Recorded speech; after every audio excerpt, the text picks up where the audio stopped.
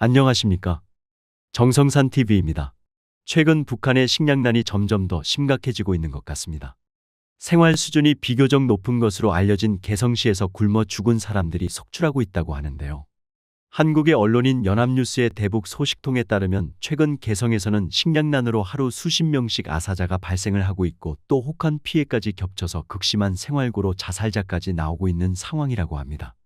개성특별시는 북한에서는 대표적인 부촌으로 꼽히는 지역이지만 실제로는 서부 평야지대로부터, 즉 곡창지대로부터 멀리 떨어져 있는 실정이기 때문에 식량 상황이 다른 지역보다 좋지 않습니다. 쉽게 말하면 자급자족이 불가능하기 때문에 중앙정부의 배급에 크게 의존할 수밖에 없는데 지금 그 배급 체계에 문제가 있는 것으로 보입니다. 김정은 역시 이러한 문제를 파악하고 아무래도 계속 상황에 대한 보고를 받았겠죠. 뒤늦게 지난달 중순 고위 간부를 현지에 파견해서 실상을 파악했습니다.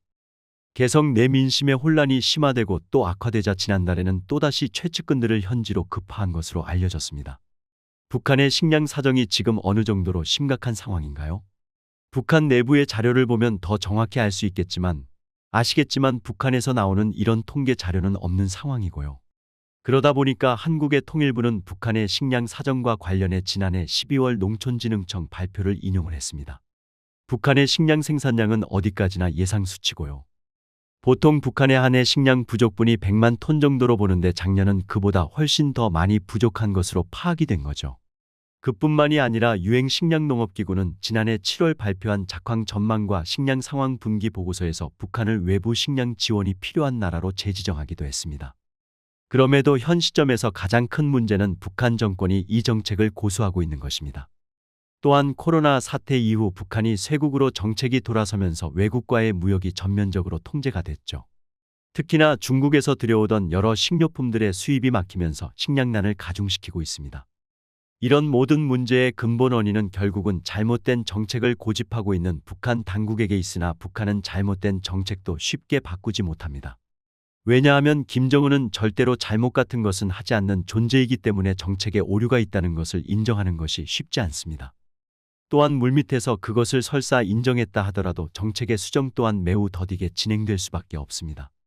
이런 정책의 난맥상들이 현재 북한 주민들을 가장 힘들게 만들고 있습니다. 지금 북한에서는 여전히 고난의 행군보다 더 심각한 생활이 지속되고 있습니다. 수많은 언론들에서 상황이 나아진 것처럼 보도가 되기도 하지만 지금 북한 현 상황은 여러분이 생각하시는 것보다 훨씬 심각합니다. 북한 내부 소식통에 받은 북한 주민들의 실제 폭로들을 전해드리겠습니다. 김정은 정권의 극단적인 쇄국 정책으로 북한 내부 동향과 사람들의 생각을 아는 것은 극히 어려워지고 있다. 이러한 상황에서 취재 파트너와 직접 통화해 내부 사정을 들을 수 있었다. 국회 정보위원회에서 국정원은 북한의 식량난이 심화되어 아사자와 자살자가 급증했다고 보고했다. 그리고 미국 자유아시아 방송과 한국의 북한 전문 매체 데일리 NK 등도 북한의 아사자 문제의 심각성을 보도했다. 해산시는 압록강 상류에 위치한 중국과의 국경도시이다. 양강도의 도청 소재지이며 인구는 추정 20만 명 정도 산간지이며 한랭 때문에 농업에는 적합하지 않지만 중국 길림성 창바이현과의 무역이 활발하고 물류의 거점이라 북한에서는 생활 수준이 높은 지역이었다. 하지만 코로나 이후 국경이 봉쇄돼 무역은 완전히 멈췄다. 다른 지역과의 이동도 강하게 규제돼 주민들의 삶은 큰 타격을 받았다. 보릿고개에 들어서고부터 곤궁하고 영양실조에 걸린 사람이 많이 늘어나고 있습니다. 제대로 먹지 못하고 빈혈에 걸려 밖에 나가지도 못하는 사람도 있습니다. 5월 들어 우리 인민반에서는 4명 죽었습니다. 영양실조인데 병으로 죽은 것으로 됩니다. 굶어 죽은 거나 마찬가지인데 영양 상태가 나쁘니 결핵 환자도 많이 발생하고 있습니다. 꼬제비도 갑자기 늘었습니다. 매우 심각합니다. 식량 사정은 정말 심각합니다.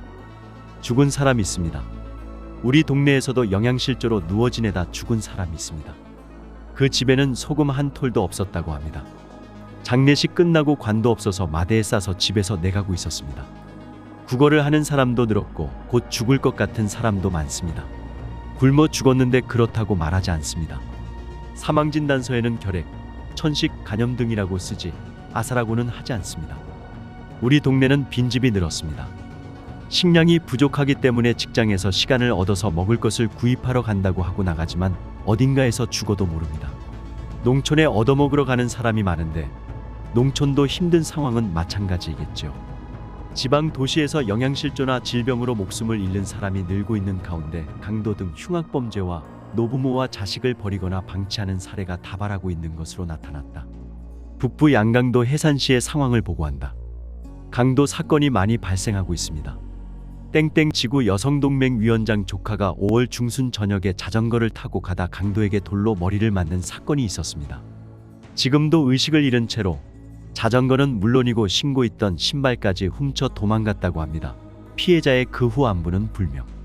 땡땡 지구의 한 단층 집에서 대낮에 물을 마시고 싶다고 찾아온 사람이 칼로 가족을 위협해 녹화기를 갖고 도망친 사건이 있었습니다. 최근 강도가 많아서 누군가가 찾아와도 문을 여는 게 무섭습니다. 돈이 많은 집을 노리는 경우가 많아요. 당 간부의 집에 도둑이 들어 곤봉으로 때려서 기절시키고 쌀을 훔쳐가는 사건이 며칠 전에 있었습니다. 안전부 기동대가 매일 같이 골목길을 돌고 걷는 사람을 단속하고 있습니다. 아파트의 경비를 강화하라고 합니다만 죽을 각오로 덤벼드는 사람한테 어떡하라는 겁니까? 사람들은 시간이 나면 산에 가서 먹을 수 있는 것을 캔다고 필사적입니다. 5월 7일에 동사무소에서 생활이 힘든 집에 옥수수 2kg씩 지급했습니다만 우리 인민반에서는 힘든 세대가 10곳 가까이 되는데 2세대밖에 줄 수 없었습니다. 그것만으로는 턱없이 모자랍니다. 사람들은 악만 남아서 여기저기서 싸움도 많이 나고 빌려준 돈을 돌려달라고 가서 언쟁이 나서 울고 불고 동네가 시끄럽습니다. 조금 제대로 먹는 집에서는 주위의 눈치를 볼 정도입니다. 걱정이 많습니다. 농촌에서는 아직 조그만 감자를 파서 훔쳐가기 때문에 벌써 밭에 경비를 선다고 합니다. 인민반 회의에서 최근 생활이 힘들어져 부모를 방치하거나 버리고 집을 나오는 현상, 이혼, 유아 방치, 기업소와 조직에 보고하지 않고 거주지를 무단 이탈하는 행위에 대해서 엄중 처벌한다고 안전원이 와서 통지했습니다. 버려진 부모가 죽었다는 것이 시간이 지나고 나서 알게 되는 사례가 있습니다. 굶주린 노인이 집을 기어나와 구걸을 하고 있는데도 아들과 딸이 어디로 갔는지 모르는 경우도 있습니다. 인민반에서는 노부모를 버릴 위험성이 있는 집에는 인민반장이 면회를 갑니다만 특별한 대책도 없고 중국에서 식량이 들어오면 바로 공급하니까 부모를 버리고 나가는 일은 하지 말라라고 설득하고 있습니다. 어린이 꼬제비를 잡으면 어디에 살던 누구인지를 확인합니다. 지문은 모두 찍어놨으니까 확인해서 부모를 찾아내 데리고 가는데 먹을 것이 없어서 집에서 나온 아이들을 부모에게 돌려보내면 어떡하나요? 부모가 집에 돌아오지 않아서 저녁에 도로에 나와 앉아 우는 아이의 모습도 봅니다. 이런 북한 심각 상황, 이런 상황 속에서도 북괴 김정은을 보십시오. 여러분들은 이런 소식을 듣고 어떤 생각이 드십니까? 정성산TV 좋아요, 구독, 알림은 큰 힘이 됩니다. 후원해주시는 모든 분들께 가열차게 멸공.